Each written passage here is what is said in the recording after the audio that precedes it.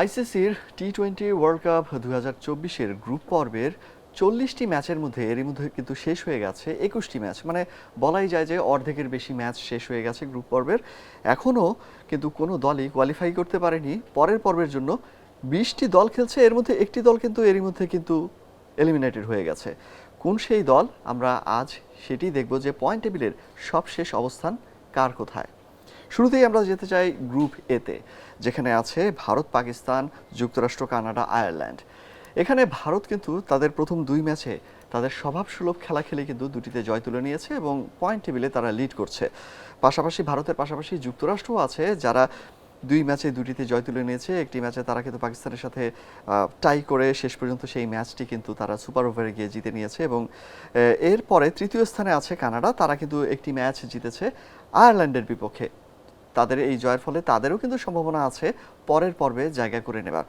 শেষ দুটি স্থানে রয়েছে পাকিস্তান ও আয়ারল্যান্ড, তারা দুই ম্যাচের কোনোটিতেই জেতেনি। তাদেরও কিন্তু এই মুহূর্তে কিন্তু বাদ দেওয়া যাচ্ছে না, কারণ তাদের শেষ দুটি ম্যাচ রয়েছে, বিশেষ করে পাকিস্তানের ম্যাচ রয়েছে কানাডা আর আয়ারল্যান্ডের সাথে। এই ম্যাচ দুটিতে জয় পেলে তাদের পয়েন্ট হবে 4।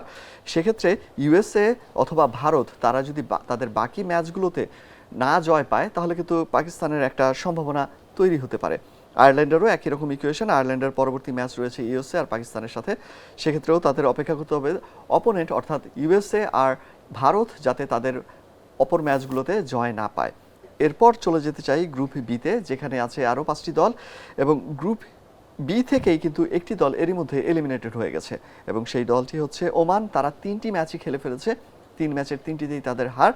একটি ম্যাচ যদিও তারা নামিবিয়ার সাথে টাই করেছিল এবং সুপার ওভারে গিয়ে তারা কিন্তু ম্যাচটি হেরে যায়, কিন্তু অপর দুই ম্যাচে তারা কিন্তু আর দাঁড়াতে পারেনি। স্কটল্যান্ড এবং অস্ট্রেলিয়ার সাথে তারা কিন্তু বেশ ভালোভাবেই ধরাশায়ী হয়েছে। এই গ্রুপে বি গ্রুপ থেকে কিন্তু টেবিলে লিড করছে এই মুহূর্তে স্কটল্যান্ড। তারা 3 ম্যাচের 2টিতে জয় পেয়েছে, একটি বৃষ্টিতে ভেসে গেছে, ফলে তাদের পয়েন্ট হচ্ছে 5। তারা যেটিতে বৃষ্টিতে ভেসে গেছে, খেলা হয়নি, সেটি হচ্ছে ইংল্যান্ডের সাথে। ইংল্যান্ডের পয়েন্ট 1। ইংল্যান্ড রয়েছে তা এই গ্রুপের 4 নম্বর স্থানে। বি গ্রুপের 2-এ রয়েছে অস্ট্রেলিয়া, তারা 2 ম্যাচের 2টিতেই জয় পেয়েছে। তাদের অপর 2টি ম্যাচ রয়েছে নামিবিয়া আর স্কটল্যান্ডের সাথে। স্কটল্যান্ডকে তারা হারাতে পারলেই কিন্তু তারা, বা নামিবিয়াকে বিপক্ষে যে কোনো একটি দলের বিপক্ষে তারা জয় পেলেই কিন্তু তারা জায়গা করে নেবে সুপার 8-এ। নামিবিয়ারও এখানে কিন্তু ভালোই একটি সম্ভাবনা রয়েছে। নামিবিয়ার পরের 2 ম্যাচ যদিও বড় 2 দলের সঙ্গে, অস্ট্রেলিয়া এবং ইংল্যান্ডের সঙ্গে। সেক্ষেত্রে বলা যায় যে নামিবিয়ার পরীক্ষাটা কিন্তু একটু কঠিনই দিতে হবে। তবে টি-20 হচ্ছে ছোট ফরম্যাটের খেলা, যে কোনো দল, ছোট দল হোক বড় দল হোক, যে কোনো দলই কিন্তু যেদিন জ্বলে উঠবে সেদিন কিন্তু তাদেরই দিন। এরপর আমরা যেতে চাই গ্রুপ সিতে, সেখানে রয়েছে আফগানিস্তান, উইন্ডিজ, স্বাগতিক দল উগান্ডা, পাপুয়া নিউগিনি এবং নিউজিল্যান্ড।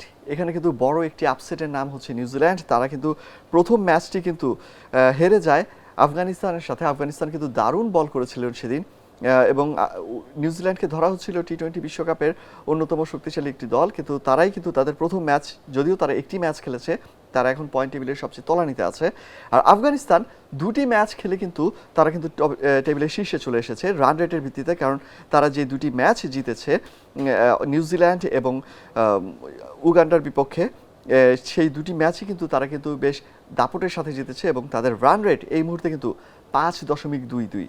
তাই বলাই যায় যে আফগানিস্তানের এই রান রেট পরের 2টি ম্যাচ তাদের যদি কোনো অঘটনের শিকার হতেও হয়, তারা কিন্তু বেশ ভালোভাবে উতরে যেতে পারবে। সি গ্রুপের 2য় স্থানে আছে উইন্ডিজ, তারা 2 ম্যাচের 2টিতেই জয় পেয়েছে। তাদের শেষ 2টি ম্যাচ বাকি রয়েছে শক্ত প্রতিপক্ষের সাথে, নিউজিল্যান্ড এবং আফগানিস্তানের বিপক্ষে। এরপরে আমরা যেতে চাই গ্রুপ ডিতে। গ্রুপ ডিতে সাউথ আফ্রিকা বাংলাদেশকে হারিয়ে 3 ম্যাচের 3টিতে জিতে এরই মধ্যেই কিন্তু নিশ্চিত করে ফেলেছি বলা যায়। তাদের শেষ ম্যাচটি হবে নেপালের বিপক্ষে। সেই ম্যাচে তাদের পয়েন্ট হারালেও তেমন কোনো সমস্যায় পড়তে হবে না, কারণ বাংলাদেশ এবং নেদারল্যান্ডস তারা কিন্তু 2টি দলই কিন্তু 2টি করে ম্যাচ খেলেছে এবং 2টি দলই কিন্তু একটি করে জয়, একটি করে পরাজয়। 2 দলেরই 2 পয়েন্ট।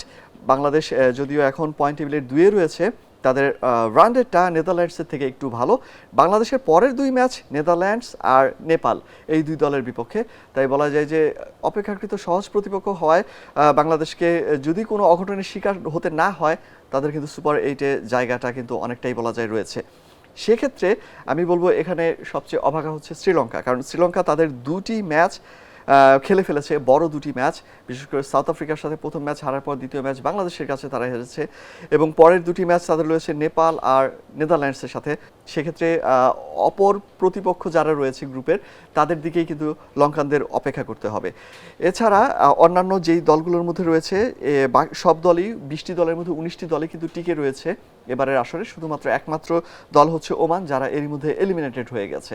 এখন দেখার বিষয় যে পরবর্তী 19 ম্যাচে পয়েন্ট টেবিলের কোন দিকে অদল বদল হয়, কারা কাদেরকে পিছিয়ে সামনের দিকে এগিয়ে যায়, কারা জায়গা করে নেয় সুপার 8-এ।